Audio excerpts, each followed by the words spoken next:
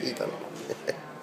Italo in realtà è stato creato per testare il livello di sopportazione umana di secondo testo un male pensiero. In realtà insomma è un'azienda che ho creato prodotto italico, Italo, insomma, chi deve capire capisce, no?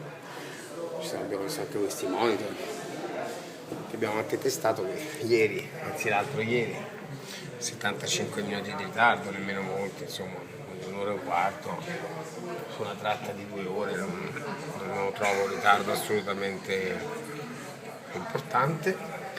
Oggi invece, dato che abbiamo riscontrato assenza di sclerato, non abbiamo menato gli assistenti, abbiamo insomma così, ho fatti addolcire un po' la pillola con quelle pizzettine che ti offrono. Oggi abbiamo voluto fare di meglio.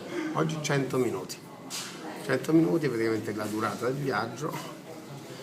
Tenuto conto che insomma, però siamo a Casa Italo, Casa Italo, specialità nazionale, probabilmente adesso arriverà.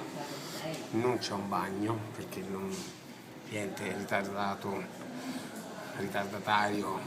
non merita, deve anche trattenerla per vedere veramente il livello di sopportazione. È troppo facile se ci fanno anche fare cose fisiologiche, no, dobbiamo anche tenerla. Secondo te sto male?